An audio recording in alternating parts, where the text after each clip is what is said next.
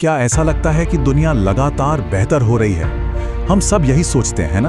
Technology बेहतर हो रही है, जिंदगियां आसान हो रही हैं। पर क्या वाकई यही तरक्की है? यही वो बड़ा सवाल है जिसे आज हम खंगालने वाले हैं। लेकिन सोचिए, आज से 100 साल से भी पहले एक फिलोसोफर थे जिन्होंने इस सोच को चैलेंज किया। उनका नाम था बर्ट्रैंड रसल और उन्होंने एक बहुत सीधा सा लेकिन गहरा सवाल पूछा।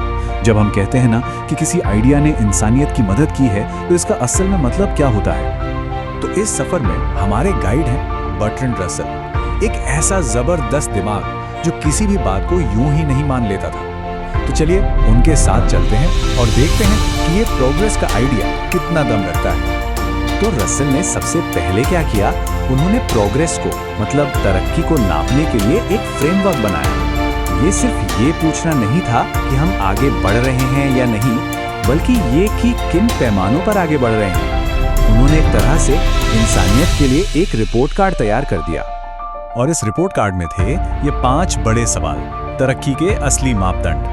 पहला, क्या हमारी आबादी बढ़ी है? सुनने में तो आसान लगता है ना। दूसरा, क्या हम पहले से ज्यादा खुश हैं?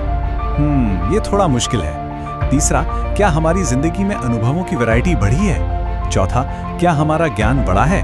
और शायद सबसे जरूरी सवाल, क्या हम एक दूसरे के लिए ज्यादा अच्छे, ज्यादा फ्रेंडली हुए हैं? तो चलिए अब इंसानियत का ये रिपोर्ट कार्ड भरना शुरू करते हैं। एक एक करके इन सवालों को देखेंगे और रसल के नजरिए से समझने की कोशिश करेंगे कि हम कहाँ पास हुए और कहाँ फेल। तो स्कोर कार्ड पर पहला सवाल, आबादी। क्या हमारे आइडियाज ने हमारी प्रजाति को फलने फूलने में मदद की है? इस सवाल पर रसल को कोई जरा भी शक नहीं था। जवाब था एक बड़ा सा हाँ।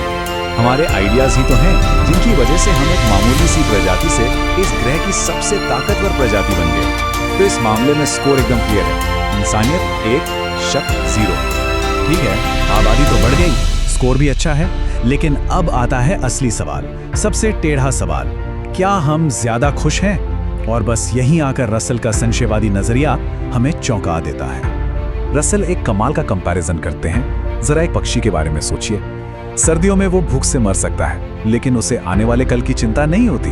और हम इंसान, हमारी बुद्धि की वजह से हम उन मुसीबतों के बारे में सोच सोच कर परेशान होते हैं जो शायद कभी आएंगी भी नहीं। रसल इसे एक बहुत ही यादगार लाइन में कहते हैं, मुझे नहीं लगता कि मेरे पढ़े लिखे दोस्त उतने खुश हैं जितने वो चूहे जो उनकी मेज से गिरे टुकड़े खाते हैं। तो सवाल ये उठता है कि क्या हमारी समझदारी ने हमारी खुशी छीन ली है? इस सवाल पर तो प्रोग्रेस का दावा करना बहुत मुश्किल लगता है। ठीक है, तो खुशी का मामला तो बड़ा पेचीदा है, लेकिन रसेल के तीसरे क्राइटेरिया का क्या हमारे एक्सपीरियंस ज्यादा मजेदार, ज्यादा अलग अलग हुए हैं? यहाँ तो लगता है कि इंसानों की जीत पक्की है। भाई, कोई जानवर बेथोवेन की धुन सुनकर या साइंस की कोई गुत्थी सुलझाकर खुश नहीं हो सकता, है ना? हमारी बुद्धि ने यकीनन हमारे लिए आनंद के मतलब एंजॉयमेंट के अनगिनत दरवाजे खोले हैं। लेकिन रसल कहते हैं, एक मिनट रुकिए, यहाँ भी एक ट्विस्ट है। इस वैरायटी की हमने एक बहुत बड़ी कीमत चुकाई है और वो है बोरियत। एक जानवर शायद ही कभी बोर होता होगा, पर हम इंसान, हम तो अपनी पूरी जिंदगी बोरियत से भागने में ही निकाल देते हैं। तो हमने देखा कि खुशी और एक्सपीरियंस, इन मामलों में प्रोग्रेस का हिसाब किताब लगाना बड़ा मुश्किल है। इसलिए अब रसल उन आइडियाज पर आते हैं जिन पर कोई बहस ही नहीं हो सकती। ये वो आविष्कार हैं जिन्होंने असल में इंसान को इंसान बनाया। और यहाँ रसल एक बहुत ही हैरान करने वाली बात कहते हैं। वो कहते हैं कि हमारी सबसे बड़ी जो क्रांतियां थी ना, वो इतिहास लिखे जाने से भी हजारों साल पहले हो चुकी थी। ये वो गुमनाम आविष्कार थे जिन पर आज हमारी पूरी की पूरी दुनिया टिकी हुई है। और ये हैं वो 5 महान आविष्कार। सबसे पहले भाषा, जिसने हमें एक साथ सोचना और सीखना सिखाया।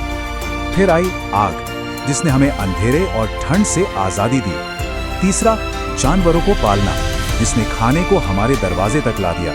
चौथा, खेती, जिसने हमें शिकारी से किसान बनाया, गांव और शहर बसाए। और आखिर में लिखने की कला, वो जादू जिसने वक्त को कैद कर लिया और जिससे इतिहास का जन्म हुआ। इन महान आविष्कारों के बाद रसेल अपने तर्क को एक नए मोड़ पर ले आते हैं। वो कहते हैं कि सारे आइडियाज एक जैसे नहीं होते, और ये फर्क समझना ही उनकी पूरी बहस की जड़ है। रसेल आइडियाज को 2 हिस्सों में बांटते हैं। एक तरफ है वो आइडियाज जो हमें बताते हैं कि कोई काम कैसे करें, मतलब साइंस और टेक्नोलॉजी, और दूसरी तरफ हैं वो आइडियाज जो हमें बताते हैं कि क्या करना चाहिए, मतलब नैतिकता और राजनीति। और रसेल का कहना है कि जहां पहली कैटेगरी में हमारी तरक्की आसमान छू रही है, वहीं दूसरी में हम आज भी लड़खड़ा रहे हैं। और इसी लड़खड़ाहट से जुड़ा है रसेल का आखिरी और सबसे चुभने वाला सवाल, हमारी नैतिकता का क्या? क्या हम बेहतर इंसान बने हैं? ये रसेल का आखिरी और शायद सबसे मुश्किल सवाल है। क्या हजारों साल की सभ्यता ने हमें एक दूसरे के प्रति ज्यादा रहमदिल, ज्यादा दयालु बनाया है? रसेल का जवाब एक चौंकाने वाली तुलना से आता है। कहते हैं कि पक्षियों का झुंड अपने किसी बूढ़े साथी को चोंच मार मार कर खत्म कर देता है, वहीं हम इंसान अपने बुजुर्गों को पेंशन देते हैं। तो हाँ, अपने ग्रुप के अंदर हम जानवरों से कहीं ज्यादा दयालु हैं। लेकिन कहानी यहीं खत्म नहीं होती। रसेल इस सिक्के का दूसरा भयानक पहलू भी दिखाते हैं। वो लिखते हैं, लेकिन जब बात झुंड के बाहर वालों की आती है तो हमारी बुद्धि हमें क्रूरता की वो हदें पार करने की ताकत देती है जहां तक सबसे जंगली जानवर भी नहीं पहुंच सकते। और यही रसेल का अंतिम थोड़ा निराशावादी निष्कर्ष है कि अपने समूह से बाहर के लोगों के प्रति हमारी दोस्ती के संकेत कुछ खास अच्छे नहीं है। हमारी तकनीकी छलांग हमारी नैतिक तरक्की से कोसों आगे निकल चुकी है। तो हम रसेल के इसी अधूरे सवाल के साथ इस चर्चा को खत्म करते हैं। आज जब टेक्नोलॉजी ने हमें पहले से कई ज्यादा ताकतवर बना दिया है, ये सवाल और भी ज्यादा जरूरी हो गया है। सवाल ये है कि क्या हम अपनी इस बेहिसाब ताकत का इस्तेमाल अपने झुंड से बाहर वालों के साथ दोस्ती बढ़ाने के लिए करेंगे, या फिर उस क्रूरता के लिए जिसे जानवर भी नहीं जानते? इसका जवाब हम सभी को मिलकर खोजना है।